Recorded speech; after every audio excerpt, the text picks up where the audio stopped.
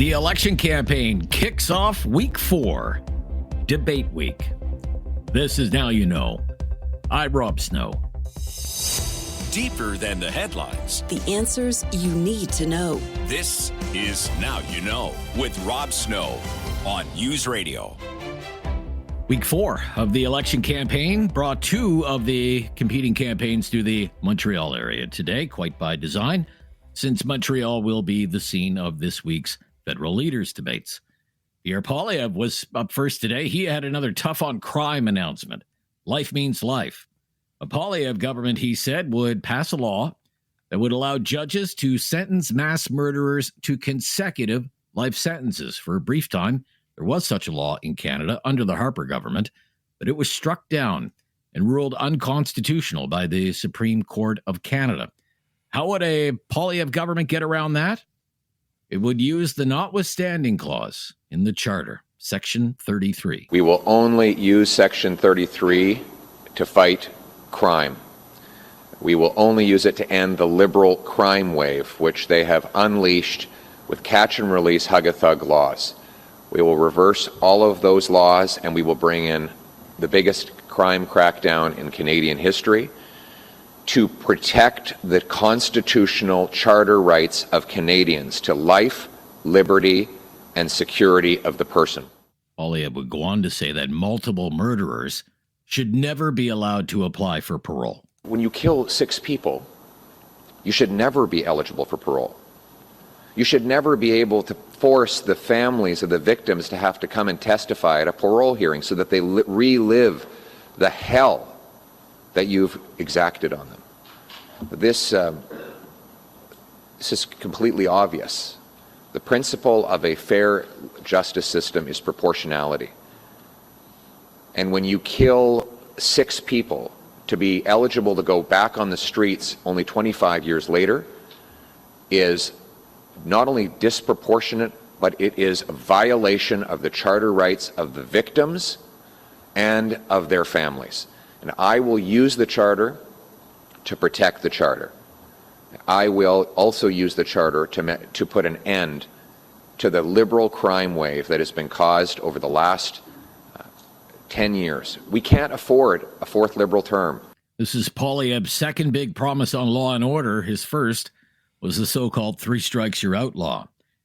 The Mark Carney campaign was in nearby Dorval. Today, his big talking point, a made-in-Canada defense procurement strategy. We have to give our armed forces the new resources that they need to defend our sovereignty with a made-in-Canada defense procurement approach that will help our defense businesses to grow here at home, all while diversifying their markets and growing their cooperation and sales abroad.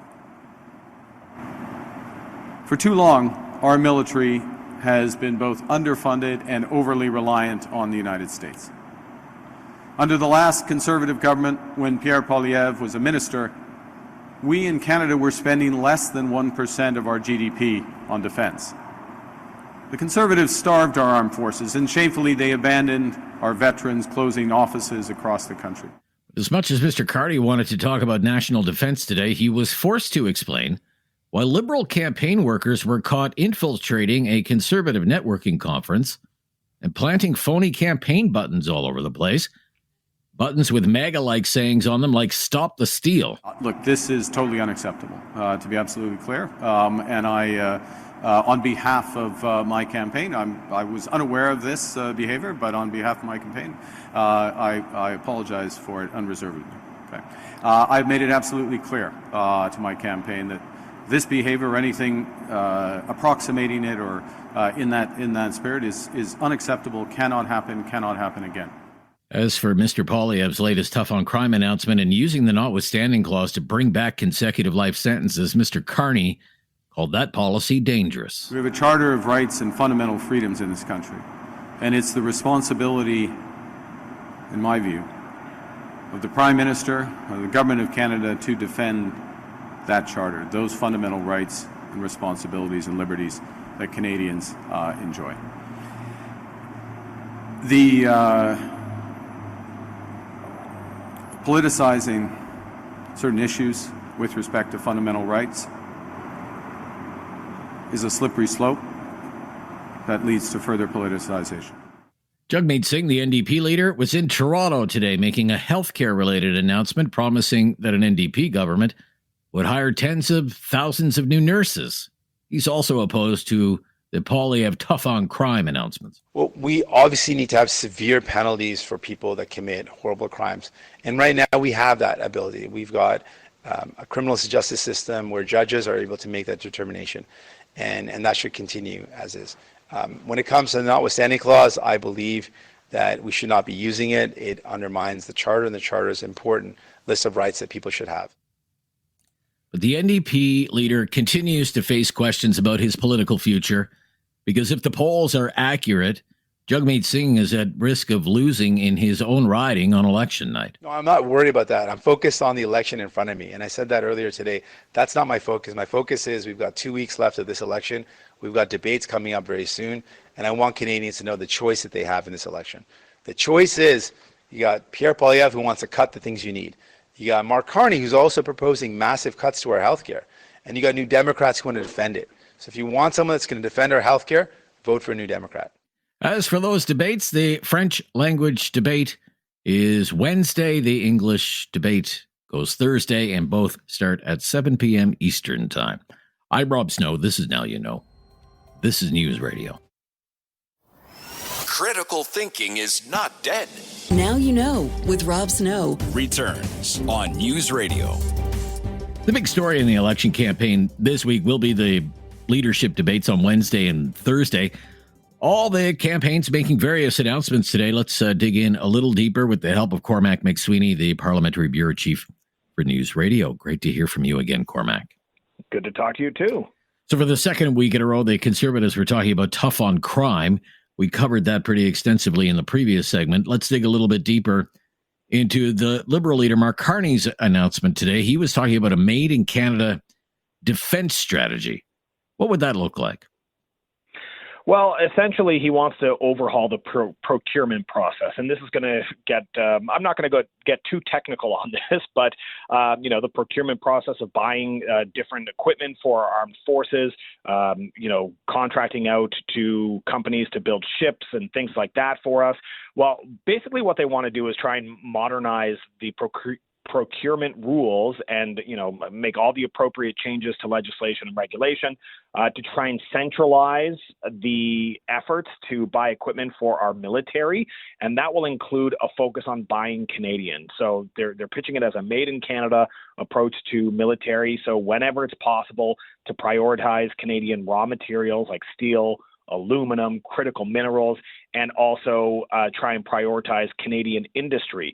Now, it's just the nature of the way the industry has grown over decades and decades that we still have a lot of reliance on the United States for our defense procurement.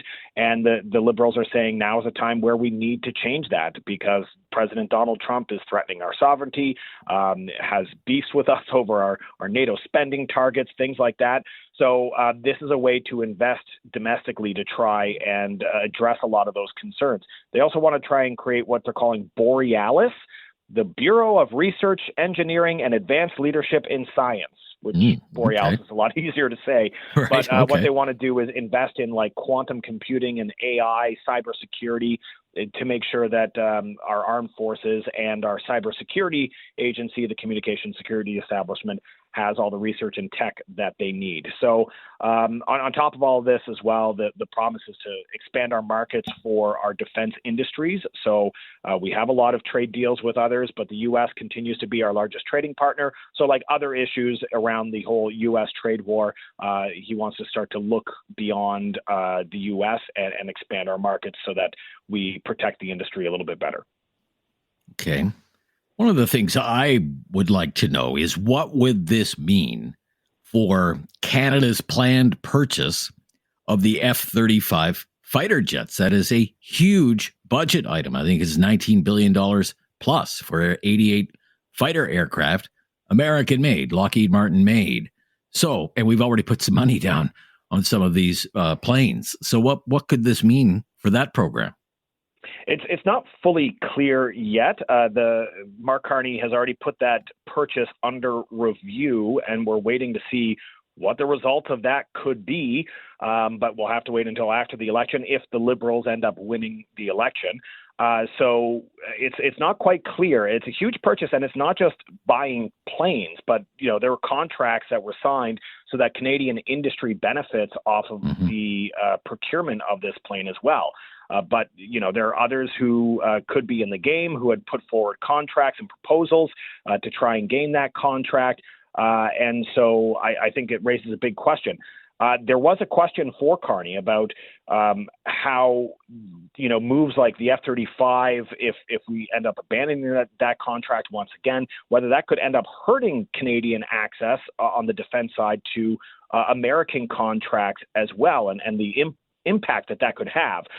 He said that, this just stresses the importance of the negotiations, the economic and security negotiations that President Trump and Mark Carney, in his capacity as prime minister before the election, had agreed to try and launch negotiations shortly after the election between Canada and the U.S.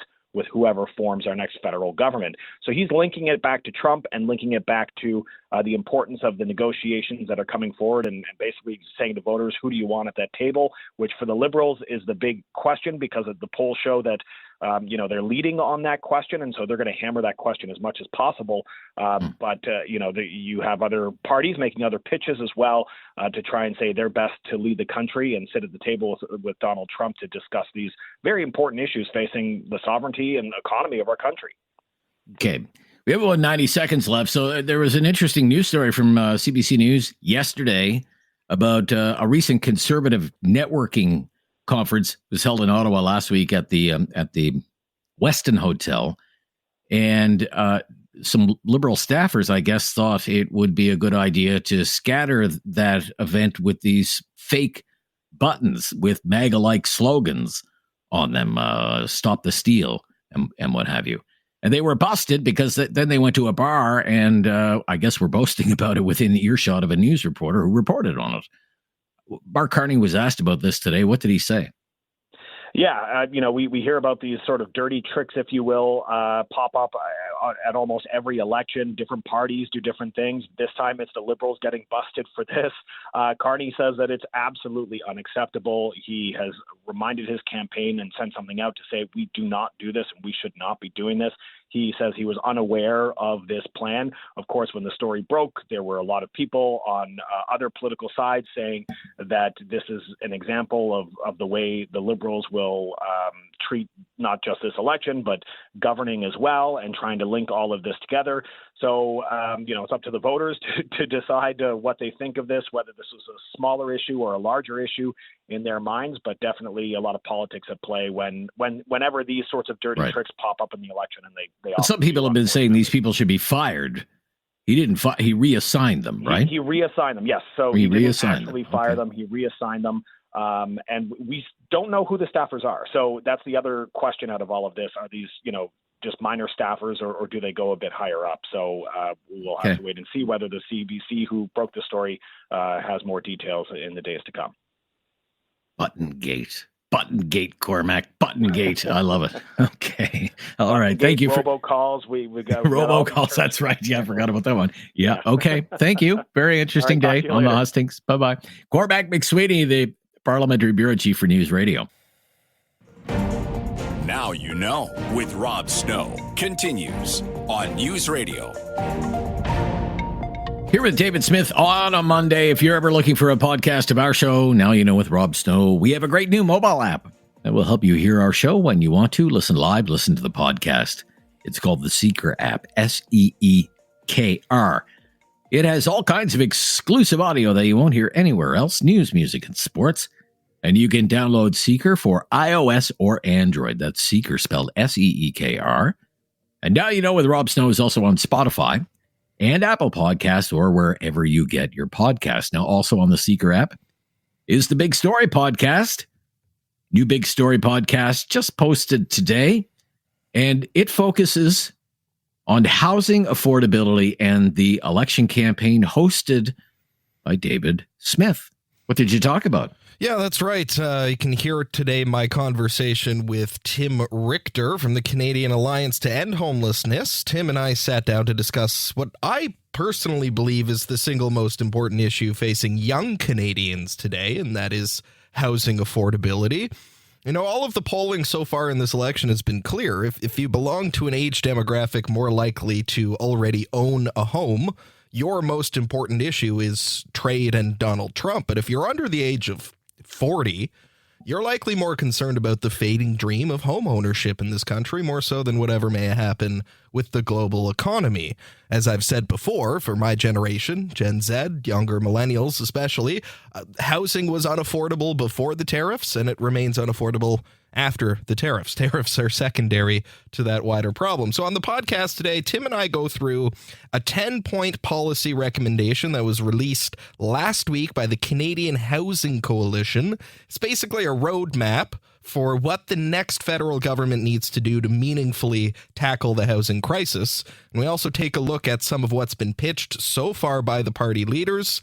And spoiler alert, not one of these parties has put forward a plan ambitious enough to meet the moment in terms of the housing crisis. So I'd encourage listeners to check that out. You might learn some new things you didn't know. You may leave with some new questions to ask of your local candidates when they come a-knocking on your door. David Smith and the Big Story podcast today on housing affordability. How about that Rory roller coaster yesterday at the Masters? I'm still getting over it. Oh my God, what a ride. What a ride. I was spent after that. It was emotionally Can't draining. imagine. Yeah, it was emotionally draining. He didn't make it easy on himself, but in the end, he managed to pull it off in a playoff over Justin Rose. And I mean, it's one thing to win the Masters and get the green jackets and do that for the first time. It's one thing to win a major, any major. It's quite another thing to win all four majors, because then you're in the most exclusive club in professional golf. It's rarefied air, truly. Only six players have done it. Only six players have done it, and only two in the modern era, really. Tiger Woods and now 25 Rory years McIlroy. ago. Yeah. That was 25 years ago. Yeah. It's hard to believe. And Jack Nicklaus in 1966, David. That was the previous, before Tiger. Yeah, that was the previous.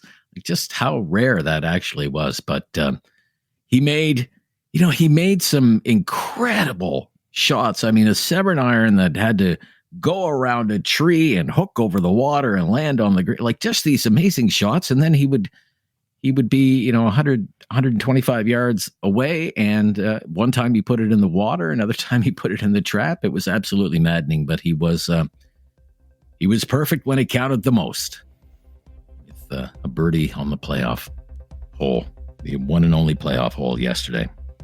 Rory McIlroy wins the Masters and completes the career Grand Slam. Drama in Augusta. We're back right after the news. Back into the political discussion. It's our Newsday panel with week 4 of the election campaign. Debate week now underway. This is News Radio.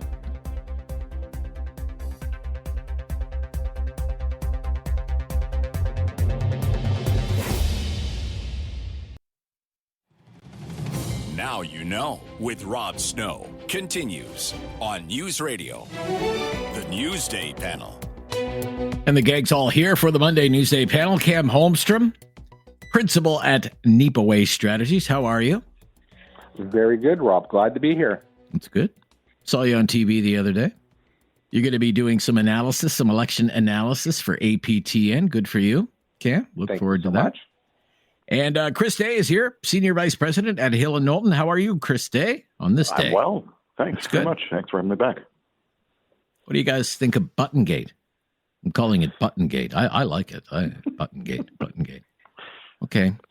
So, big conference of what I would call movement conservatives last week. It was kind of conference week last week in Ottawa. The right-wingers were having their conference in this building, and, like down the road, the left-wingers were having their big progressive summit in another building.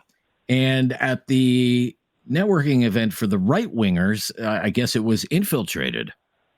That's the word I'm going with, infiltrated by Liberal campaign staff who scattered these buttons around the room with various MAGA-like slogans. And then I guess they went to the bar later on, well-known watering hole for political types, what I would call lower-level political types. And sometimes there's mingling with journalists at this place called Darcy McGee's, which is not far from Parliament Hill. And they're bragging about it. They're bragging about doing this within earshot of a CBC News reporter who confirms the story and then publishes the story, and now it's a story. Originally, it seemed as though the Liberals were trying to kind of just slip out of this. Oh, this is just campaign staffers getting carried away. There were calls for more severe consequences, and it was brought up during Mark Carney's campaign event today in Dorval. Let's listen to what Mark Carney had to say. Look, this is totally unacceptable, to be absolutely clear. And on behalf of my campaign, I was unaware of this behavior, but on behalf of my campaign, I apologize for it unreservedly. Okay. I've made it absolutely clear to my campaign that this behavior or anything approximating it or in that spirit is unacceptable, cannot happen again. And they've been reassigned, not fired or removed from the campaign, reassigned within the campaign. Okay, Chris, you go first. Chris, what do you think of this? So, Mr. Carney was absolutely right to call it totally unacceptable. Although, by all accounts, to everyone listening to the two staffers bragging about this to colleagues in two Ottawa bars on Friday, this was all just sort of fun stuff, and everyone was very pleased with themselves until one of them realized that he was talking to a CBC journalist who said she was going to do this story about it, and the thing became public. So totally unacceptable, but also, totally welcomed by people on the Central campaign. I understand now that one person has been removed, not just reassigned. So okay. This is still going on. And here's why. Right. To some people, it might think it's not a big deal. It's just buttons, right? Silly buttons, and yes, silly buttons are silly buttons. But there is some suggestion that this might contravene election laws. I'll leave lawyers to talk about that. It certainly undermines the adults in the room argument that the Liberals have been trying to make with respect to Mr. Carney and the team. And it also exposes, I think, a weakness that the Carney Liberals have demonstrated over the course of the campaign, that their ability to manage issues quickly and decisively is less than stellar. So this is now day 3 of Buttongate, as you call it. I don't think it's going away anytime soon, because he uses words like reassigned as opposed to I fired this person.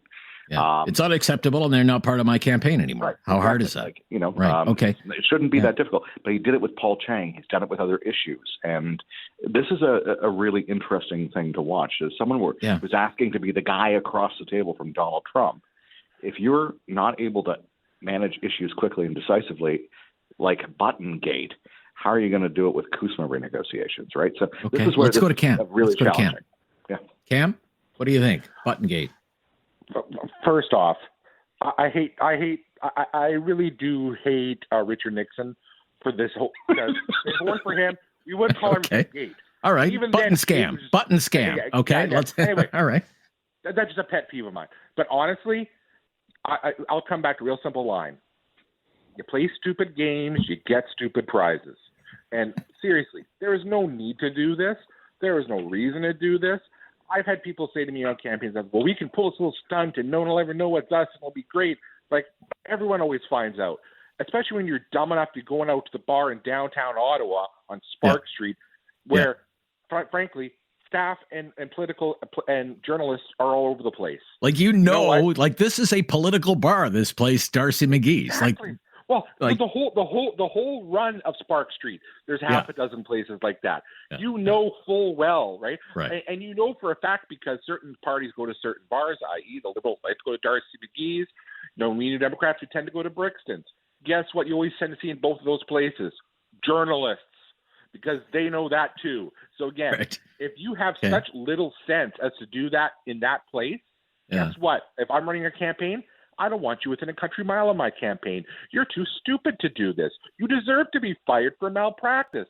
And the fact that Mark Carney, even on that level, couldn't give him the boot, Yeah. it's not a good look on Carney's part. Okay. Look, I have just a few more questions. I'm not going to belabor. There's other stuff I want to get to, but it'll have to wait until we come back. What do you think about this? Just on the whole button scam, button gate thing, that it came from the war room, that it came from the liberal war room. That was the admission that one of these dummies made to the news reporter, that it came from the war room. What do you make of that, Chris? That it came from the war room, like that would seem to indicate these guys aren't rogue freelancers or something. Typically, the freelancing in war rooms is discouraged. Discouraged, yeah, sure. Yeah. So, I mean, I noted that the Liberals were taking great pains over the last couple of days to distance themselves from this. But if it did come from the war room, then, as I suspect, there was at least a couple of people aware of this. One person leaving may not be the end of the rot, so to speak. You ever try to buy 1,000 buttons? No, I mean, seriously, you ever try to buy 1,000 buttons? Like, if you buy 1,000 buttons, you have to submit artwork and everything else. These guys had multiple styles of you're talking about something that costs hundreds and hundreds of dollars. Rob, easily $500 to $1,000. Rob, I've made thousands of buttons before, and if you got a button machine and all that, but again, to your point, who has that materials? Who has those resources? Not many people. So this idea that it was just a couple people off on a lark, okay, you know what? Maybe not. But the fact of the matter is, it's still stupid, and it's just absolutely dumb. And to be very honest, like the Liberals are not that good at this stuff. This is not what they do well. I don't know why you're playing that game when you're out in front and you're. I guess I just wonder. You think it's a one-off? You think it's a one-off? For example, a few days ago out in Edmonton, I think it was the Edmonton rally, you had these unknown people with no linkage to the Poilievre campaign walking around with hoodies and T-shirts and with a big banner. Nobody knew who these. Nobody and it said, "Do you believe the polls? Do you believe the polls?" Nobody knew who they were. They weren't linked to the campaign. They were in this event. They had a Twitter handle that had no activity on it whatsoever, no website, nothing. Makes you wonder. But Rob, at the end of the day, though, I put that in a different category, because one thing the Tories had been doing prior to this was they were not letting anyone in the door with the wrong hat or anything else. I have a hard time picturing they didn't notice half a dozen people wearing the same hoodie with the message right on the front and a banner in their hand, right? Maybe the banner was stuffed away somewhere, but you're not missing the 6 people in identical hoodies questioning polls. Like, you know what? To me, are they well organized? Probably not, but someone let them in the door. And I think it sends a message when you're making sure the mega hats aren't getting in the door. These guys do. All right, let's move along then. The highlight of the week is going to be the leaders' debates Wednesday and Thursday. But do you think they'll change anyone's mind? What do you think, Chris? So a lot goes into these things, and I think a lot of leaders do hope that they will change people's minds. I think these two have the potential to do that, partly because the French one is coming first in this one. And, the topics for both of these are really hot-button, top-of-mind issues for Canadians. So people will be tuning in, I think, to see how the various leaders act amongst each other and react. I think Mr. Carney is going to be attacked from all sides, to be honest with you. That's usually how people treat frontrunners or perceived frontrunners. And, it will be interesting as someone who's never run for political office before on the national level to see how he responds to that in a language where he's clearly uncomfortable. And so that will be something to watch, I think. In the English debate, they're the 3 leaders who are trailing Misters Carney and Poilievre have nothing to lose after this. This is their last chance to really The last gain hurrah. political traction, and they'll throw everything at it that they have. Okay. Cam, will they change anyone's minds, do you think, though? Honestly, I think it'll a lot to change people's minds this time, because I think a lot of people have already made up their minds pretty early on because of what the ballot question is.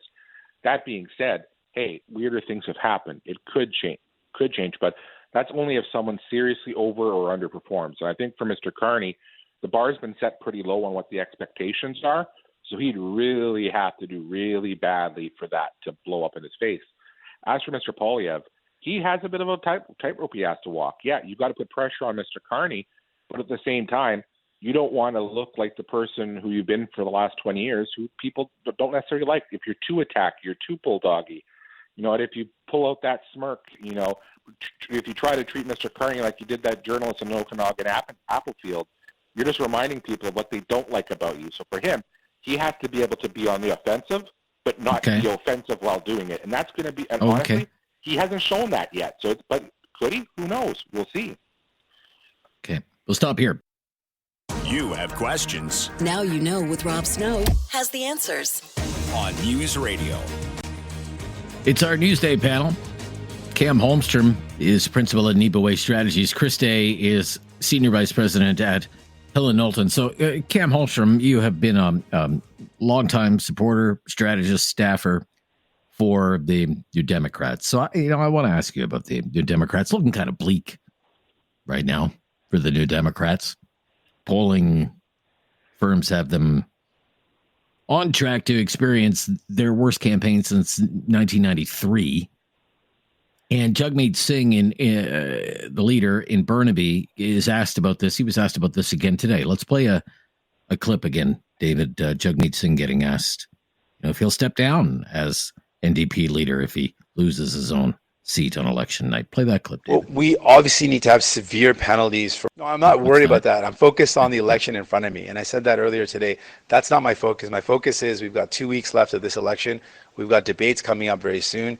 And I want Canadians to know the choice that they have in this election. The choice is you got Pierre Poilievre, who wants to cut the things you need. You got Mark Carney, who's also proposing massive cuts to our healthcare. And you got New Democrats who want to defend it. So if you want someone that's going to defend our healthcare, vote for a New Democrat. Right. I get that. I mean, how is he really going to answer the question? Yeah, we are getting creamed. And yeah, if I lose my seat, I'm going to quit. Like, no, there's 2 weeks to go in the election campaign. He's not going to say that. But let's say he does. A name that keeps coming up, Cam, is Wab Kinew, Premier of Manitoba. That if you want to look at the future of the New Democrats, look at Wab Kinew. But I'd rather be the premier of a province than come back to Ottawa, sit in the obscurity in the outer reaches of the House of Commons and try to rebuild the federal NDP. How realistic is it that Wab Kinew would even want to run to become the next leader of the federal NDP? What do you think, Cam? I think it's someday, but it's too soon. Like, honestly, if I had to pick my perfect candidate to replace Jagmeet Singh, it would have been Wab Kinew in 10 years. And that's meaning that having at least 2, maybe 3 terms as premier under your belt in Manitoba. Like Wab's from my neck of the woods in Treaty 3 territory back home in Northwestern Ontario. He's someone whose abilities I have huge respect for, and his approaches I very much agree with and align with. But it would be just way too soon for that. Like, there's no reason why you're walking away halfway through your first term to take on that thankless job in Ottawa. And to be honest, if I'm watching it from his perspective, it even becomes less attractive. Like, you talk about why the NDP is in that position. Look at the answer that Jagmeet just gave in that question. Okay, what's wrong with that? About Trump. It's all about Trump. The ballot question is Trump. It's not about healthcare. It's not about health. Because guess what? If Trump does what he says he's going to do, if he annexes us, we don't get to have debates about pharmacare and childcare and all that other good stuff. Okay. The fact is that, and to me, that's why someone like myself, who's never voted anything but New Democrat, is probably not voting New Democrat this time, because he has his fingers way off the pulse right now, and he's not dealing with the real big question in front of us.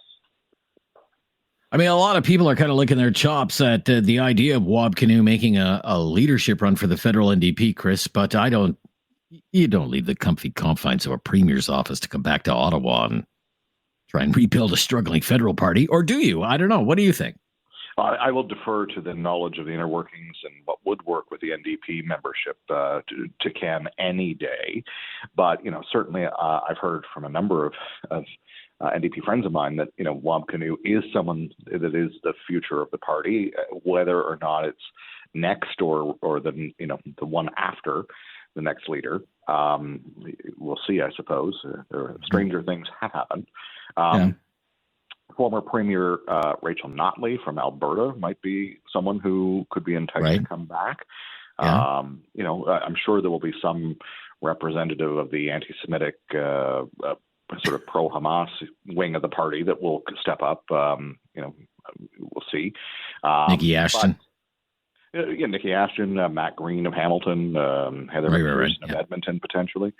And then there's a whole wing of the party out in BC that will have their chops to lick,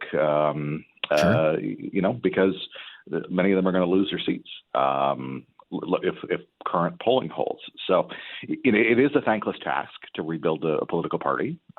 It takes someone of great fortitude, great vision, good charisma, and a lot of patience and energy to devote to thankless tasks. And those people are in very, very short supply. Yeah. Very good point, Chris. Thank you. Hey, thanks to both of you. T-minus 2 weeks. 2 weeks from today. It'll all be over. We'll be watching. Bye-bye. Cam Holmstrom, principal at Neepaway Strategies. And Chris Day, Senior Vice President at Hill and Knowlton. I'm Rob Snow. Talkback. Coming up. We're talking about the election to start the week again on Talkback. You can join the discussion right after the news here on News Radio. It's time to talk back. On Now You Know with Rob Snow. Call now And have your say. 1-833-668-2577. Welcome to Talkback. 2 hours of debate and discussion on the big issues of the day. Today's topic, a new and very important week, begins in the federal election campaign. And as we have been doing throughout this election campaign, on Mondays, we keep things pretty wide open and we talk about the election campaign, but we do like to follow your lead. I mean, election day, 2 weeks from today. 2 weeks from today is the big day, the decision day, Monday, April 28th, 2 weeks from today. So look, no matter who you plan on voting for, we want to know. What do you think about where things stand right now in this most epic of election campaigns? There's been some movement in some polls. I don't think you can really say it's all coming up roses for the Conservatives, but there's signs of life. We can break down what the polls are saying today. Some of them, as I say, they show signs of life for the Conservative campaign, a slight narrowing of the race, but the general trend is still quite favorable to the Liberals. It would be interesting to know from the polls the percentage of voters who remain undecided, people who haven't made up their mind yet. And of course, there are likely people who don't even pay attention to these things, don't even know there's an election campaign underway or don't care. But this is one of the questions that we wouldn't mind running by you today here on Talkback. If you are still undecided,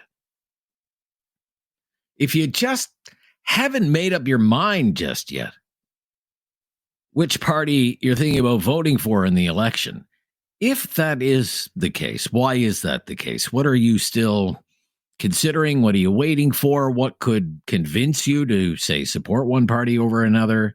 What is it that you are struggling with? Just let us know. We're not here to convince you one way or the other or sway you into voting for one party or another. We just want to know for purely informational purposes. 1-833-668-2577. 1-833-668-2577. All of our phone lines are available right now. The wait won't be too long at all. Of course, the debates are this week. French language debate on Wednesday, English language debate on Thursday, live from Montreal, 7 p.m. Eastern Time. We could throw this out there as a conversation starter. Do you think the debates will make any difference? Could the debates change the course of the election campaign? There are some people who think could make all the difference in the world. It could be a real game changer 2 weeks out from Election Day. There are others who think these debates are not going to make any difference at all. They're just going to reinforce whatever people already think of the leaders who will take to that debate stage in Montreal. Be curious to know what you think on the debates. You think the debates could make a difference in the campaign? Share your thoughts on that. Now, also, I mean, this story is making the rounds. CBC broke this story over the weekend. So last week, we talked about this a little bit on the show last week. Big conference for right-wingers in Ottawa. It wasn't a Conservative Party conference. It was what's known as a Conservative Movement conference, more for people who are part of the Conservative movement, not just in Canada, but all over the world. The Canada Strong and Free Network Conference. Always a big event in Ottawa. Lots of right-wingers in the nation's capital. And according to the CBC, some people working on the Liberal campaign infiltrated the event and spread a bunch of buttons around the room with MAGA-style messaging on the buttons that said things like "Stop the Steal." And then after these Liberal dirty tricksters pull off their little stunt, they hit the bars. Went to a bar on Spark Street, very well-known watering hole for lower-level political people, but also a known haunt for journalists on Parliament Hill. And they started bragging about their little stunt within earshot of a news reporter who, to her credit, then went on to publish the story. Came up on the election campaign today, questioned to Mark Carney about it. So Mark Carney said, "Oh, it's totally unacceptable," and they've been reassigned. Originally, the Liberals were just kind of brushing it off as a couple of junior pranksters who got carried away, maybe overly enthusiastic. But others are saying, no. None of this is nearly good enough. This was orchestrated by the war room, the Liberal war room. And these people should be fired. They shouldn't be reassigned. They should be fired. Others are saying, call the cops. That this may be a criminal violation of the Elections Act. Hey, call the cops. Let's have an investigation. What do you think should happen to the people who did that?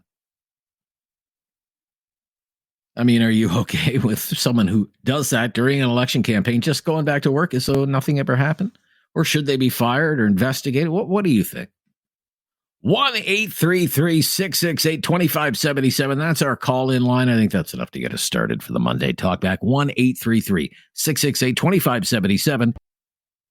Have something on your mind you want everyone to know? Call now. Hello. 1-833-668-2577. It's Talkback on Now You Know with Rob Snow. Election day 2 weeks from today. What do you think about the campaign so far? If you're an undecided voter, why are you undecided? What are you undecided about? To all the other voters, do you think the debates this week could make a difference? What should happen to the Liberal tricksters in the Liberal war room, if you're aware of that story? 1-833-668-2577. 1-833-668-2577. Let's go to Russ in High River today. Hello, Russ. Hi, how are you today? I'm good, Russ. Thanks. I was listening and I was just giggling about the war, about the tricksters, the dirty tricksters, and all that tricksters. Yeah, and I'm going, if that would have been the Conservatives, the news would have been all over it. But that's a whole other story. Well, it is all over the news. In fairness, it is all over the news. Yeah, well, nothing will happen at the end of the day. Okay, okay. I'm a conservative, so I'm going to always vote conservative. But I do watch the debates, and I watch the French and the English, and I know you go through a translator. Sure. But I like to make a lot of notes because a lot of, especially one party, tells one story in the East and one in the West. And the French one is strictly for Quebec. And it's amazing the difference. But people should watch it.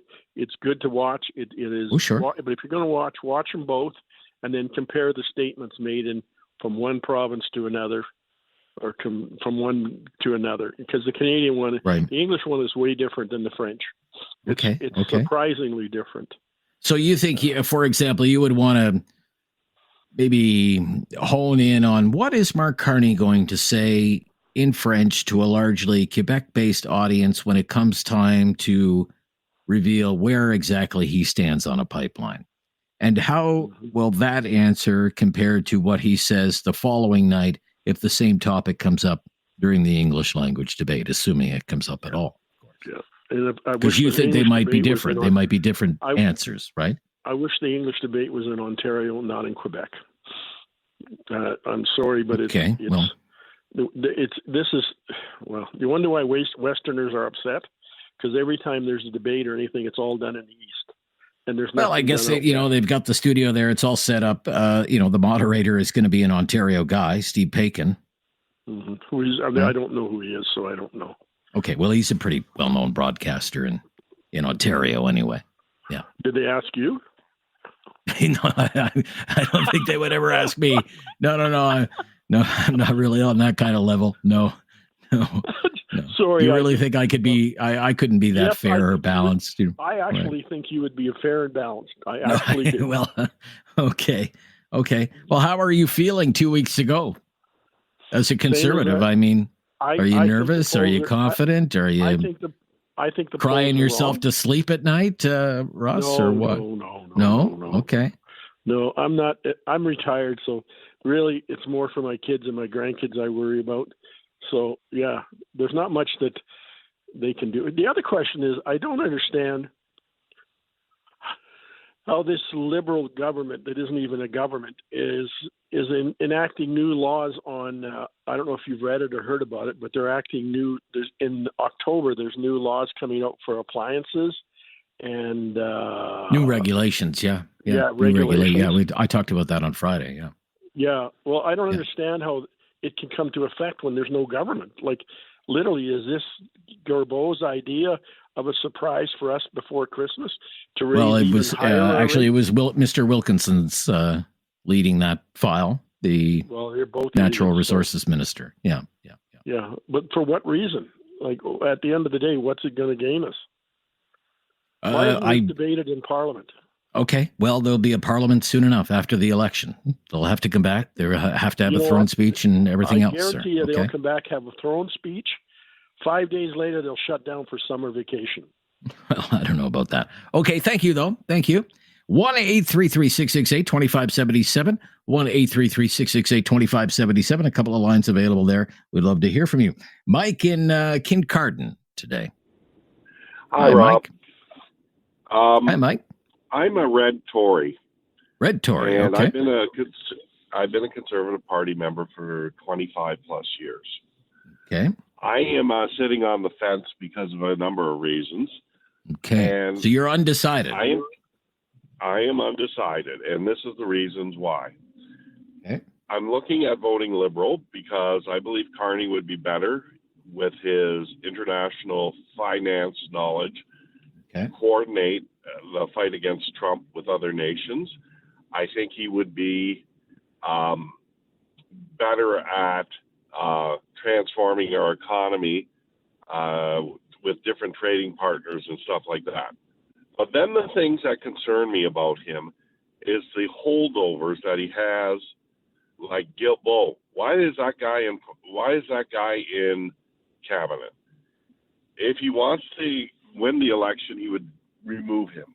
The other thing that concerns me is the lack of accountability these Liberals have. And the Chiang and the Button Gate, or whatever you want to call it, is another example of this. Right. He should have fired those guys and said, this should not have happened. In 2011, there was this conservative guy in Guelph who sent robocalls out and misdirected, and he was put into jail for 9 months for doing that shenanigans. Oh, yeah. Michael Sauna, I think his name was. I can't remember his name, Rob. Yeah. Now, on the other side, I like some stuff about Polyev, the stuff on crime, the stuff on affordability, the stuff on I like the stuff that he has on doing some stuff like with I would say with going to release our energy and stuff like that, and with that stuff. Right. But then he starts talking about crowd sizes, like that guy down south. And then I thought to myself, and I saw this on This Hour Has 22 Minutes, what is this guy? Timbit Trump? Because basically... Okay. That comes off as too Trumpy for you, right? Yeah, it does. Yeah. And it's like... Okay, fair enough. Being a red Tory, right, there are some things I like, and I'm going to use the debate this week, up-and-coming debate, to make my final decision, because... Wow, okay. There are things I like on both sides, but there's things I don't like. And this liberal accountability stuff really, really bothers me. Really bothers you. Okay, very interesting. So the debate, it's a big week for these leaders to try win you over then. Okay, very interesting. Right. No, thank you, Mike. Okay, thank you. Mike's an undecided voter, and he will be no longer undecided by the end of the week. He'll make up his mind once he watches the debate. I assume the English language debate on Thursday. 1-833-668-2577. Talkback underway on a Monday. Join the discussion. Couple of lines available there. This is News Radio. Have something on your mind you want everyone to know? Call now. Hello. 1-833-668-2577. It's Talkback on Now You Know with Rob Snow. Talking about the election campaign again today with the election day just 2 weeks from today. Yes, so the debate topics have been announced for Wednesday's French language debate, Thursday's English language debate. So the French language debate, these will be the topics in French. The cost of living, energy and climate, the trade war, French language debate, identity and sovereignty, and in the French language debate, immigration and foreign affairs. So that's for the French language debate. They're a little different for the English debate, which goes Thursday. A little bit different. Affordability and the cost of living, energy and climate, quote unquote, leading in a crisis, public safety and security, and tariffs and threats to Canada. So, just thinking here, just writing down some notes as I look at these topics. Healthcare, to Michael's point just before the news, not a topic. Healthcare, not a topic. First Nations, anything to do with Indigenous issues, not on the list for either the French language debate or the English language debate.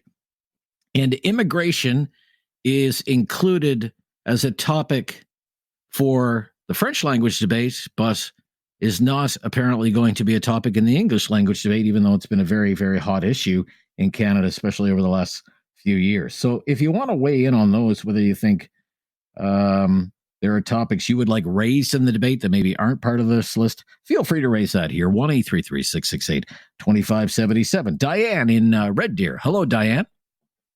Well, hello there, Rob. Hi, Diane. Great to hear from you. Yeah, it's good to be on.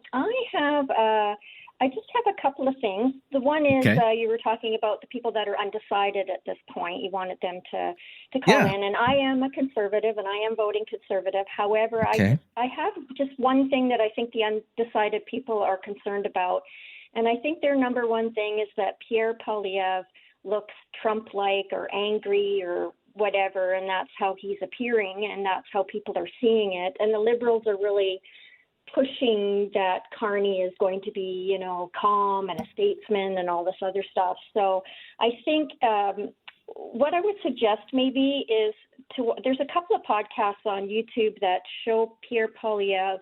I'm sure there's lots more out there, but there's a couple on YouTube that show Pierre Poilievre just sitting and talking and sounding so honest and almost sweet, and just a totally different side. A sweet Pierre Poilievre? People would kind of watch those.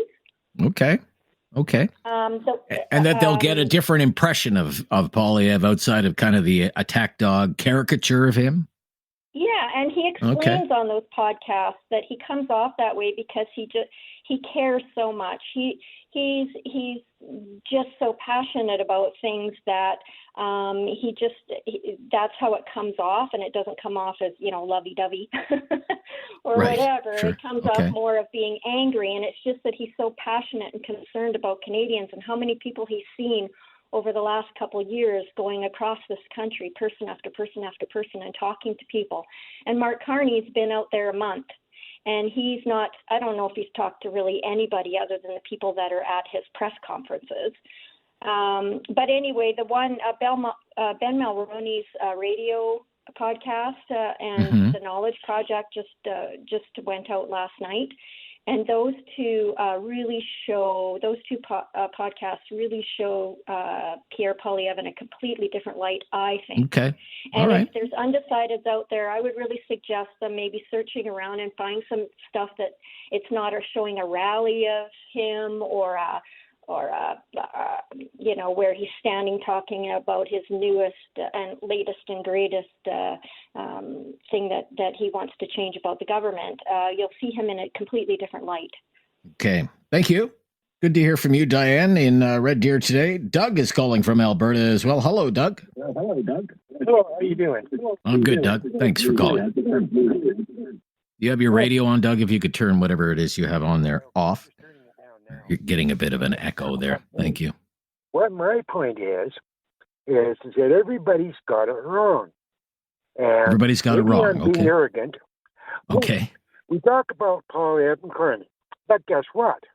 What? That isn't how our political system works. Sure. Our political system works. We vote in our local representative to turn it around and use his brains, his time, and everything else to make right decisions. Right. Now, based on how the Liberals screwed up this place and have caused nothing but trouble, why are we voting in a single incumbent who caused this problem? Because it wasn't Trudeau, it wasn't anybody else, because he only has one vote. And we can throw his tush out of government the minute he gets to be doing something stupid. Well, I suppose, that sounds like a great theory, but it doesn't really work like that in practice, sir. Oh, but it does. No, it doesn't. It does. No, it doesn't. Because you're saying, well, the prime minister only has one vote, right? That's the prime minister only has one vote. Well, who chooses who is going to be in the cabinet? Now, you see, the thing is that with all the other Liberal backbenchers and everything else like this, and he names his cabinet, right? Mm-hmm. And they bring forward proposals. Sure. Then it goes to the House for a vote. Okay? Now, there are more members of Parliament than there are Liberals or Conservatives or even the Rhinoceros Party, by the way, who makes the most sense in the world, because they're going to expropriate the Rocky Mountains and move them to Saskatchewan. And that is more logic than I've ever heard. But the fact of the matter is, the Prime Minister turns around and he speaks for Canada. He turns around and he names his cabinet. Okay? Yes. And his brains are on the line with the House of Commons then. If they don't like it, they can either walk across the floor or vote him down. Yeah, I suppose. And when was the last time anything like that ever happened? That's the whole problem, you see. Okay. And that's where we turn around and with our people that we vote in, if they're doing stupid things, yes, we should never vote them in again. The hell with their that's again. It sounds like a great plan. The big thing that has changed this election campaign, and thank you for your call today, is to change atop the Liberal Party. It's been a total game changer. That's number one, and number two is Donald Trump talking about Canada after he assumed office on January 20th. The whole state of the election campaign switched when those two things started happening. Thank you for your call. 1-833-668-2577. It's Talkback on News Radio.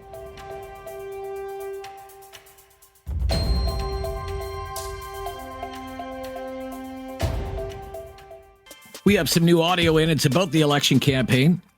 It's from Ontario Premier Doug Ford. So the person who ran Doug Ford's very successful election campaigns back to back to back majority governments is a guy by the name of Corey Tenike, who has a long history in the Canadian conservative movement, originally from Saskatchewan, rose to go work in the Harper PMO, and then left following the defeat of the Harper government in 2015, kind of worked his way down into Ontario politics and became this very trusted advisor to the Ontario Premier Doug Ford, really part of Ford Nation. And it's Corey Tenike who has been out there in the media saying, oh, the conservative campaign is off the rails. It has too many messages. It's not focused on Donald Trump nearly enough. Last week he had this line, it's campaign malpractice of the highest order. So I guess Premier Ford was asked about these comments from one of his most trusted advisors, Corey Tenike. Let's listen to this here. As for Corey, I've said right from day one, he's tough as nails, but he's the best campaign manager in the country. And to be very frank, if Corey was running that campaign, I don't think Mr. Poilievre would be in the position he's in right now. But it's still a lot of time left. We still have debates. At the end of the day, the people will decide which way they want this country to move forward. But sometimes the truth hurts. So, maybe some people will look at that as a shot. That's a shot from Doug Ford to the Poilievre campaign. No secret that there's some kind of split, some kind of divide there. But, that's in the mix again as a kind of one of the subplots of this whole election campaign 2 weeks out and with big debates coming up. Eric in Cole Harbour up next. Hi, Eric. Are you sweet Rob Snow, Rob? That's what I want to know. That's me. Yeah. According to my wife, I am. Yeah, sure. Anyways, I got a kick out of that. Anyways, something, I don't hear anybody speaking. I was going to play devil's advocate here for a moment, if I may. Okay. Let's say Carney gets elected, and then let's say he reneges on his pipeline premises that he's putting forth now. Right. And let's say Alberta decides to separate. And apparently, from what I've heard, I have no way of substantiating this because I've never seen the data per se, but they say there's somewhere around 37% to 40% of the people in Alberta would vote positive in a referendum to separate. There was a poll last week. I mentioned a poll last week, Eric. I can interrupt you there if you don't mind. There's a poll last week that said if the Liberals win the election, the question was, if the Liberals win the next election, how would you vote for separation for your province? Support was highest in Saskatchewan at 33%, and then in Alberta and Quebec, it was 30% each. 30%. Bernie in Mississauga is up next. Hello, Bernie. Hi, Rob. Hi, Bernie. I'm good, Bernie. Good. I think I'm very interested in the debates coming up because I'm a new Democratic Party supporter, so I'm hoping that Mr. Singh could maybe throw a couple of knockout blows at Poilievre and Carney. Bring the numbers up in the country because I think of the prairies and I think of Ontario and I think of Quebec and I think of the Maritimes and I think it's a damn shame that this day and age you got the NDP at 8%. I can't believe that after all through the years, all the fighting we did and everything for Medicare and social benefits and things that help people, that the people so easy forget and are willing to put all their eggs in Mark Carney's basket. One thing I'll say about Mark Carney, if he becomes Prime Minister, the first thing he'll throw at Donald Trump to get rid of the tariffs will be supply management. So the people in Quebec and Ontario, that the dairy farmers, better beware. He's going to get rid of it because he's against it. So I just let the people know that. But I think that, like I say, in this day and age, I think the NDP should be at least at 22%, and I hope that Singh can really try. Well, they're a long way off from there. But look, I went through these. I went through the topics for the English language debate: affordability and the cost of living, energy and climate, leading in a crisis, public safety, and tariff and threats to Canada. So, as one previous NDP supporter pointed out, where's healthcare is not on the list. The social safety net is not really on the list at all. The social safety net. No. The only thing, dental care, pharmacare, anything like that. And bring it into the conversation. Yeah, maybe. Go against the moderator and bring it up. That's because it's a very important issue because there's a move on to privatize our health care, and we know it's in bad shape. Okay. Thank you, Bertie. All right. Chris in Waterloo, we can fit Chris in. And if we run short of time, Chris, we'll bring you on in the second hour. Go ahead, Chris. Yeah, Rob. Yes, Chris. Everybody should be decided. Okay. We do not vote Liberal. They've had their chance. Okay. 9-10 years. They've had their chance. Right. We need a new government. Okay. So everybody out there in Radioland, just listen to me. They had their chance. They had their chance. We need change. We need something to bring us up. All right. That's all. Thank you. Okay. But the Liberals are, I think they're making a pretty compelling case. Well, we have changed. Trudeau's gone, and now we've got a new guy. People are getting fooled. I did not vote for Carney. Sorry. I did not vote for him. No. But if you wanted to, that's who you could vote for. I don't want to vote for him. You could vote for your local MP. I want to vote for someone Conservative Party. Of the Conservative Party. Yeah. Okay. Something and make something maybe happen where the Liberals did not do their job in our country. Okay. Prices well and good. are soaring. Thank you. Glad we could fit you in, Chris. That's hour number one. Hour number two, coming up right after the latest breaking news. It's time to talk back on Now You Know with Rob Snow. Call now and have your say. 1-833-668-2577. 2 weeks out from Election Day. Welcome to hour number two of Talkback. What do you think of the campaign at this stage of the game? If you're undecided, what are you undecided about? Do you think the debates, two leaders debates, could they make a difference this week? We now know what the topics would be. We can run them down for you. 1-833-668-2577. 1-833-668-2577. We have every single phone line is available right now. Look at that. Every single one. So give us a call. And if you're a first-time caller, just mention that to us, and we will make your call a priority, bump you up to the front of the line. So as we start another work week here, and with the election day just 2 weeks from today, here's what the polls are saying today. They might say something different tomorrow. But I think the big news is you have one poll that's kind of bucking the trend, and that's the latest poll from Main Street Research, because Main Street Research has the Conservatives in the lead. In the top line national numbers, the Conservatives are in the lead. Conservatives at 43. Yeah, you heard that right. 43. Liberals at 40. In second place, NDP at 4. Holy smokes, NDP at 4. Oh my gosh. It's like disaster. 5% telling Main Street they are undecided. None of the other new polls are showing the Conservatives in the lead. That is the only one that has the Conservatives in the lead. Liaison strategies, Liberals 45, Conservatives 37, NDP at 7. Doesn't mention the percentage of undecided voters. Ipsos, Liberals 42, Conservatives 36, NDP at 11, 11% undecided. And Ipsos says the race is tightening a little bit. Nano's tracking survey shows the opposite, that the Liberals have actually widened their lead since last week. Liberals 45, Conservatives 38, NDP 9, undecided 5%. Abacus data 42 for the Liberals, 38 for the Conservatives, NDP at 9. And Abacus says the Liberals have a very healthy lead across Atlantic Canada, 10-point lead in Ontario, 14-point lead in Quebec, and out in BC, it's basically a tie between the Liberals and the Conservatives, NDP far behind.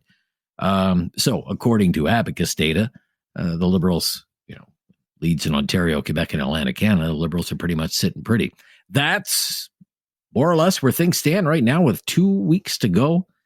That's what the polls are saying. Let's go to Steve in Calgary. He's up next. Hello, Steve. When I go to Montana, three-piece chicken deal at KFC is over $8. Fascinating. In Calgary, it's over $14. Right. That's a 60% difference. And the bottom line is, I'm told, It's because of these marketing boards. And I know that's in dairy, but I think it's in poultry as well. So the bottom line it's in poultry. It's not just America that makes us expensive. We're doing it to ourselves. And I don't know if there's anything can be done about that. Well, it's also the number one trade complaint from the Americans, according to the U.S. Trade, the Office of the U.S. Trade Representative, are the marketing boards and the supply managed parts of agriculture. Yeah, and then I was watching Meet the Press. Let's say we want to sell our stuff abroad. Well, in Japan, there's a 700% tariff on rice. So nobody can trade Japan with that. And then we were told 94% of the cars. So if we wanted to make cars in Canada and sell it to Japan, because Japanese cars are all over the world because they're pretty good cars. Most people agree with that. But 95% of cars sold in Japan are Japanese cars. So not even the Germans can sell cars into Japan.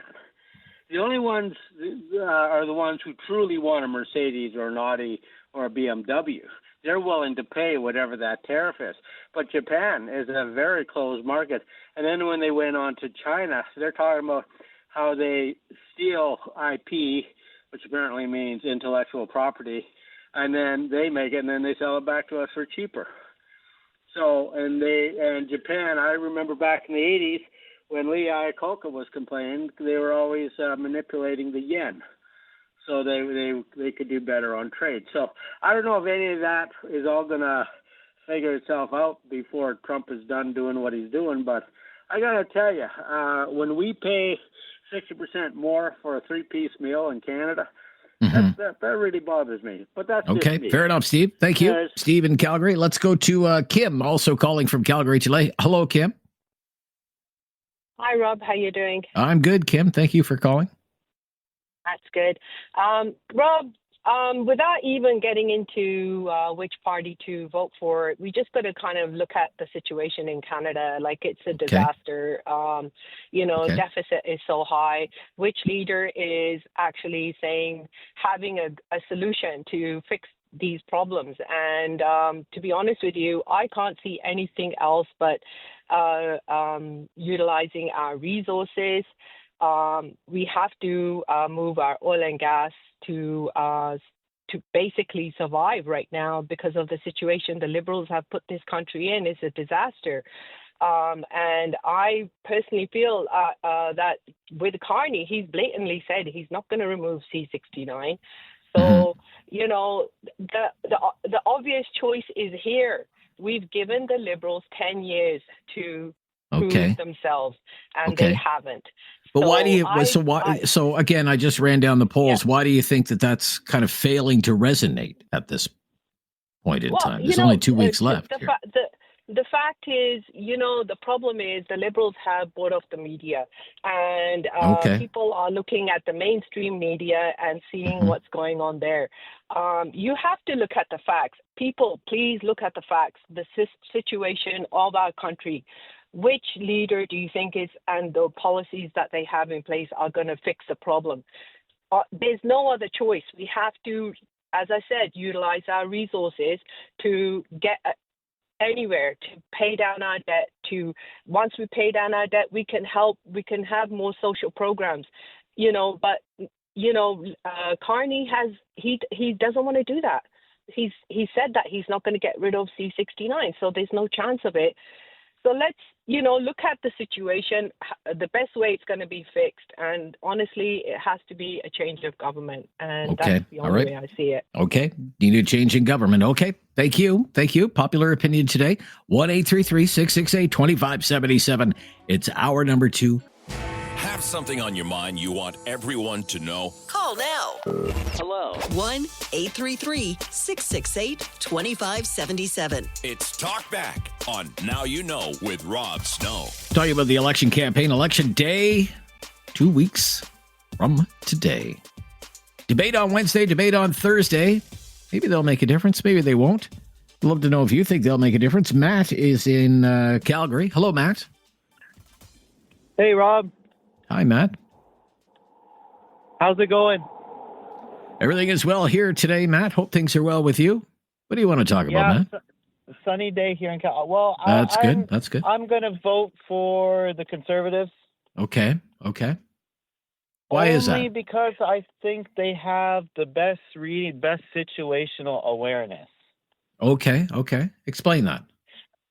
So what I mean is, I don't like Trump, but he's got a good read on what's going on. Basically, the North American culture is on its way down, in my opinion, and Asia's becoming more competitive.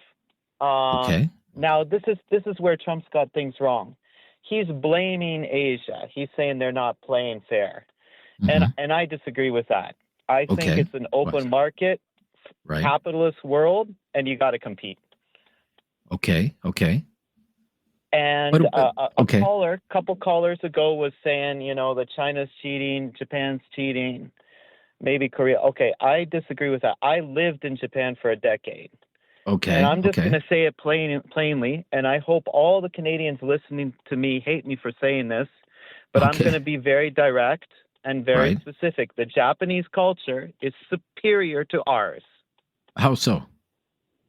Okay, so they work very hard. Right. They have no natural resources. Mm-hmm. The kids there study their asses off. I worked in the education system there. They go to school from 9 to 4, and then the majority of them go to school again, a second school, from 5 to 8 o'clock at night. And the majority of the Korean kids and the Chinese kids do the same thing. Okay? And they have very high expectations of one another to perform well. And the government, and they got a sense of pride. And they work very hard, and they do everything to the best of their abilities. We got amazing natural resources here, Rob, that we could utilize. Yes. And we could compete with the rest of the world. But instead, I think, what is it, when a culture reaches its peak and it's on its decline, people start getting lazy. They start getting fancy, that sort of thing. So I think that the Conservatives have a bit of a realistic, it's almost like you think our society's become a word that comes to mind would be decadent. We've become too decadent. Exactly. Almost. We've become very decadent. Very decadent. That's right. And Trump's right. He's now. Here's the problem: a lot of people will elect leaders to lie to them. And I want all the Canadians listening to me, Matt in Calgary. I'm telling you, we've become decadent. We're not competitive. It's not our government's fault. It's the culture has to change. Okay. And we need a real guys. Go out. Go to China. Go to Japan. Go to Korea. See how hard they work. All right. Look, in Japan, if you can buy, you're at the store, right? Yeah. You got an apple for sale. The Japanese, 99% of the time, will pay 10 times as much money for a Japanese apple than one way cheaper than a Chinese apple right next to it because they got pride in their own country. Isn't that interesting? And it's not that they're holding stuff out. They work very hard, and they're very proud of the stuff they make. We need to do that, and it's the responsibility of the Canadian citizens to do this. All right, Matt in Calgary. I hope everybody's paying attention to Matt in Calgary. Okay, thank you. You've had your say. And interesting points all around. Carol. Yes, Carol up next. Hi, Carol. Hi. Hi, Carol. Good afternoon. Yeah, good to hear from you. What direction do you want to go in here? This morning you were speaking with your very friendly gentleman who's your sub when you're away. And David, yes. You guys were talking about two categories to vote for. I agree with him that housing for the younger generation is a very important issue. And then he said the other choice is Trump and the tariffs. I think you guys are missing the third choice, which is the economy, and that's what I'm concerned about, and that's what I'm voting for, and that's why I'm voting Conservative. Okay. So I don't believe it's two choices. I just would like you guys to add a third choice to your repertoire when you're mentioning it. Okay. Yeah. Done and done. Yeah. I mean, there are lots of it. There are lots of issues out there. Right. But the Liberals have had their turn. They've reached their expiry date, and they've spent way too much money. We have way too much debt, and I think that's why the economy is a really top issue. So I do believe you're right. There's lots. I mean, there's healthcare. There's lots of issues. Yeah. But I just don't think it's. I think David's point, and you correct me if I'm wrong, David, but I don't think I'm wrong. Is when the pollsters go out and they ask, "What's the top issue for you?" Overwhelmingly, the 60-plus crowd is saying Trump, tariffs, and economic uncertainty created by that. And younger people are it's more about pocketbook issues, in particular housing affordability. Or people say under 35. Yeah. Right? I'm by no means saying those are like housing and Trump are the only things driving it's not votes. that they're the only issues. They're it's just like what is of most concern. Yeah, to they're people. topping the list. They're topping the list, right. and it breaks down by age. Like there's a clear generational divide about what people are concerned about the most. I think that was the point we were trying to make. But I take your point, Carol. Thank you. Yeah, there are all kinds of issues. Of course, we could talk about where they are, and because there's been public opinion research about that during the election campaign. Be right back, though. I'm Rob Snow. Have something on your mind you want everyone to know? Call now. Hello. 1-833-668-2577. It's Talkback on Now You Know with Rob Snow. With the election day just 2 weeks from today, what do you think about the campaign so far? Kicking around the election campaign. Debate week. This is debate week, Wednesday and Thursday. French Wednesday, English on Thursday. Theo in Kitchener. Hello, Theo. Hi. Hi, Theo. I'm going to debate the fact that CEOs are not elected, do major damage to all the economies of the world, and plus shareholder rights. Okay. Because that's where everything's going now. Okay. So with that, I wouldn't send Poilievre into this fight because he's going to be going with a pea shooter against a cannon. Well, Carney would be better, but he's going to be overrun by the globalists that are big. Like, take a look at Trump. Trump surrounded himself with billionaires. Why would he do that? Because he knows he's going to win. Okay.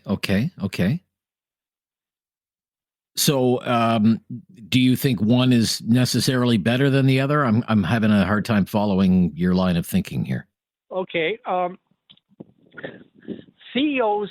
Okay, I'll go with Carney because he's better set better up in the for business this world. Kind of, this world, yes.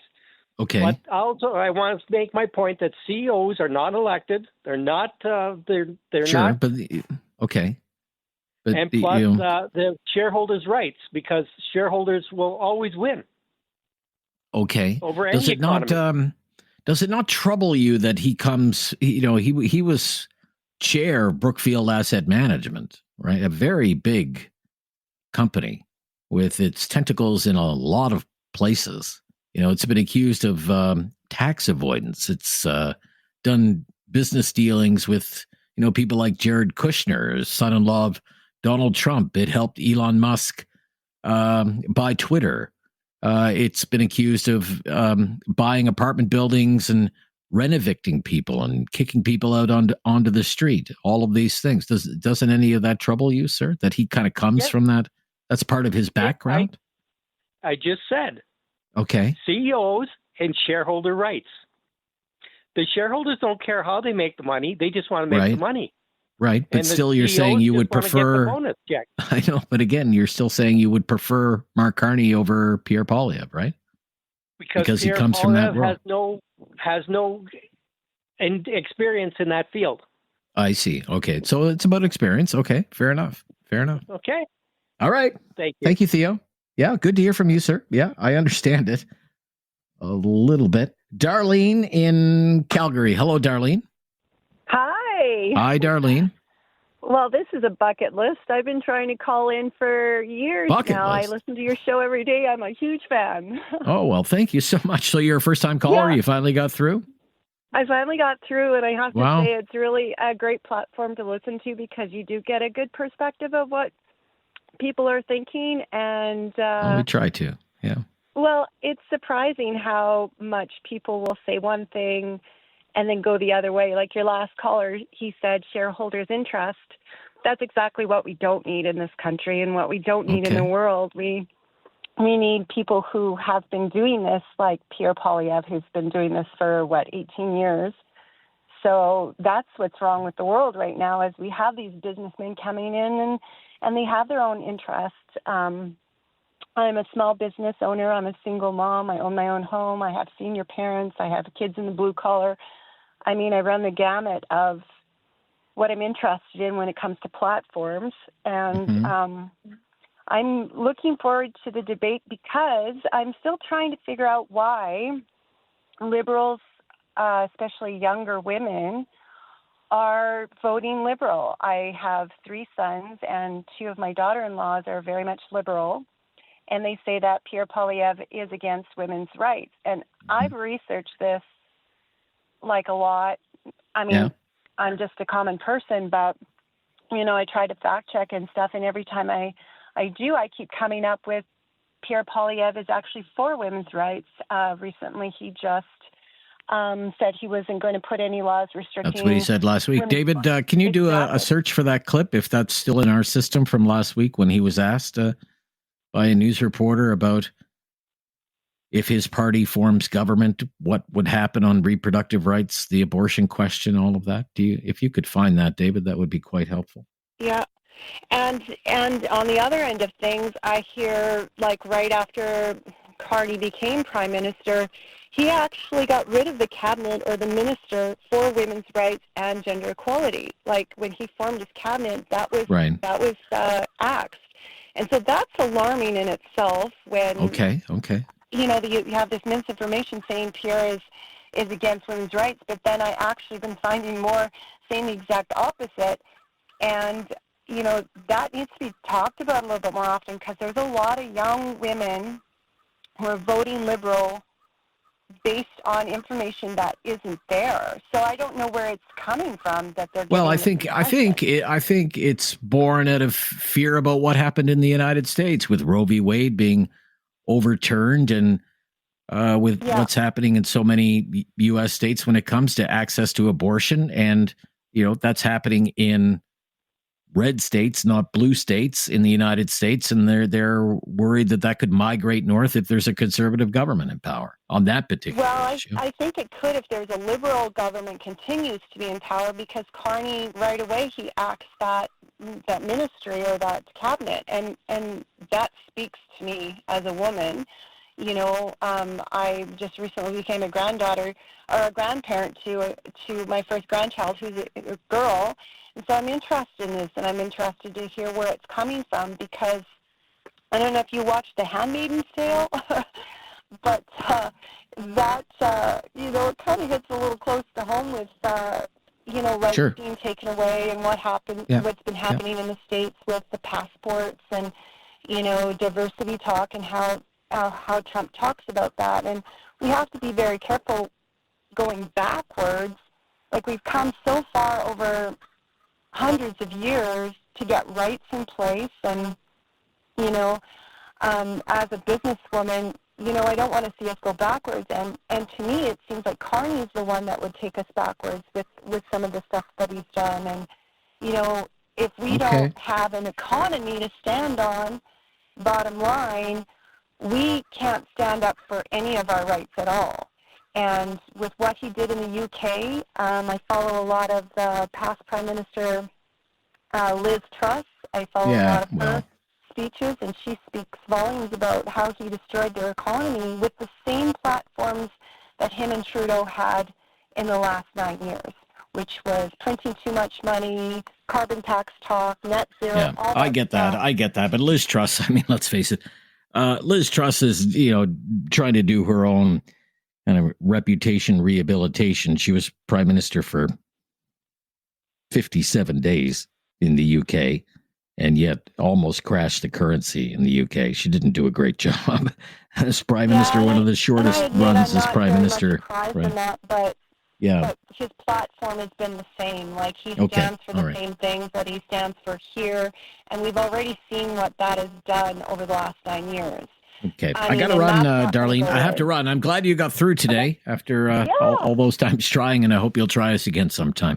But we do have to end our conversation there. Thank you. Have something on your mind you want everyone to know? Call now. Hello. 1-833-668-2577. It's Talkback on Now You Know with Rob Snow. Asking what you think about the state of the election campaign right now. We're 2 weeks away. 2 weeks from today, we'll all be watching the returns rolling in and wondering how it's all going to turn out. Ryan in Mission, British Columbia. Hello, Ryan. Hey, Rob. How you doing? I'm good, Ryan. Thanks for calling. What do you think about this?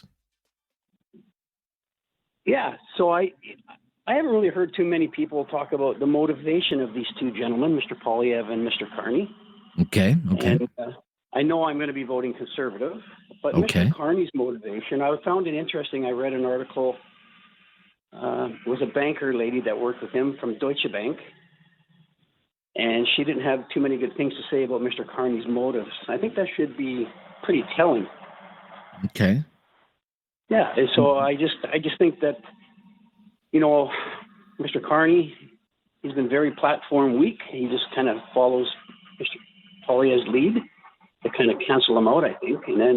But I think his motives, why does he want to be prime minister? Why does he come back to Canada? You know, I'm not a big conspiracy guy, but his motives are very questionable, I think. Okay.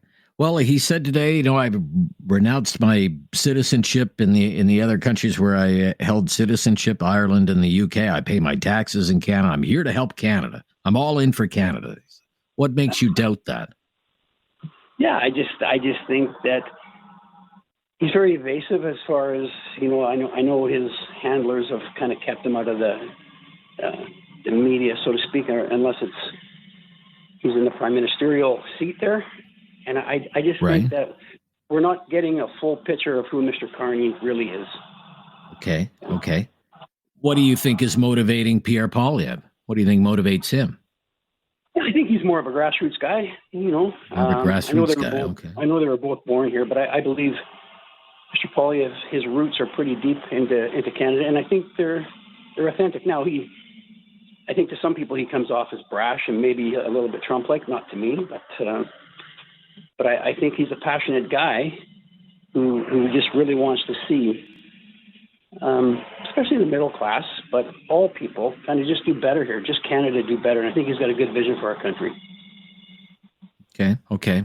So, I mean, 2 weeks out, I don't have to tell you, with the exception of one poll today, they all show a Liberal lead, and they all show the lead for the Liberals is, you know, where you would like to have the lead, which is Ontario and Quebec. And it's a pretty healthy lead. So, I mean, 2 weeks to go, 2 debates to go. How are you feeling about things? I'm feeling pretty good, actually. I think that the demographic that doesn't really answer too many polls is the same demographic that we've seen come out in numbers south of the border. And I think this time around, I think we're going to be quite surprised here. That's my take on it. I think a lot of the elderly people that sit home and answer the phones, not just elderly people, but those that are sitting home and answer the phones aren't necessarily indicative of really what's happening out there. Yeah, but the older people are, the more likely they are to vote. That's one thing I heard. I heard one campaign manager once said, rather have one voter over the age of 50 than 3 under the age of 20. Yeah, that's true. When Brad Pitt came to my door, we were talking about the same thing, and it's really to rally the younger crowd out. And I think this time around, though, there's too much on the line here. So very interesting. Thank you. Yeah, great call. Yeah, from Mission, BC today. That's Ryan. Be right back. I'm Rob Snow. It's Talkback, winding things down for today, but we can fit you in at 1-833-668-2577 here on News Radio. Have something on your mind you want everyone to know? Call now. Hello. 1-833-668-2577. It's Talkback on Now You Know with Rob Snow. So in addition to the announcements made by the political parties today, Poilievre talking about tough on crime, Carney talking about national defense, Singh talking about healthcare and hiring more nurses, two developments today in the election campaign. One is the topics for the debates have been announced. Again, the French language debate on Thursday, and then the English language debate on the French language debate on Wednesday, and then the English language debate on Thursday. So for the French language debate, because they do differ, the topics are going to be 5 topics for each debate. In French, cost of living, energy and climate, so pipelines, it'd be interesting, trade war, identity and sovereignty, because you can't have a debate without talking about identity and sovereignty for the 1,000th time, and immigration and foreign affairs. It says immigration and foreign affairs. Those are the debate topics for the French language debate. Then in English, on Thursday night, affordability and the cost of living, energy and climate, again, leading in a crisis. In French, they're calling it trade war. In English, leading in a crisis. Public safety and security, tariffs and threats to Canada. So kind of 2 Trump-related topics for the English language debate, leading in a crisis and tariffs and threats to Canada. Noticeably absent, healthcare. Like, all the polls are saying that's seriously a top 5 issue, and it won't be a topic for debate in either the French language debate or the English language debate. Nothing there on First Nations, Indigenous issues. Nothing there in the English language debate on immigration. They're going to have a debate about immigration in French, but not in English, despite the fact that that's been such a hot issue over the last few years. So that is one interesting development today. Debate topics being released. Another, Doug Ford inserts himself into the election campaign because his campaign manager, who has a long history with the Conservative Party of Canada and even worked for Prime Minister Stephen Harper, Corey Tenike, has been all over the news media saying the federal Conservative campaign is a disaster and they should be guilty of campaign malpractice, and they're going down and they're going down hard. And the Conservatives have been shooting back and basically been calling this guy, Corey Tenike is his name, a liberal, that he's not a conservative anymore, and he's just a liberal who's only in it for himself. He does have a consulting firm, Rubicon. So there are all kinds of accusations flying back and forth. These 2 teams, the Ford team and the Poilievre team, they're not getting along. And Doug Ford, the Ontario Premier, came to the defense of his campaign manager today, said if the Conservatives had Corey Tenike running their campaign, it wouldn't be behind in the polls, and just sometimes the truth hurts. Roll the tape there, David. As for Corey, I've said right from day one, he's tough as nails, but he's the best campaign manager in the country. And to be very frank, if Corey was running that campaign, I don't think Mr. Poilievre would be in the position he's in right now. But it's still a lot of time left. We still have debates. At the end of the day, the people will decide which way they want this country to move forward. But sometimes the truth hurts. And some federal conservatives are firing back at Doug Ford and saying there may be some kind of plot being hatched that if the Conservatives do go on the way the polls are suggesting and they lose this election, that the knives will be out for Pierre Poilievre. And they're already setting the stage for Doug Ford to take over as the federal Conservative leader, to run in a federal Conservative leadership race. I don't know, some of that is kind of far-fetched. Doug Ford just won a big majority government and supposedly should be governing Ontario for the next 4 years or so. But those are some of the developments from the hustings today. We'll be back on the case again tomorrow and bring you right up to date with the latest breaking news next here on News Radio.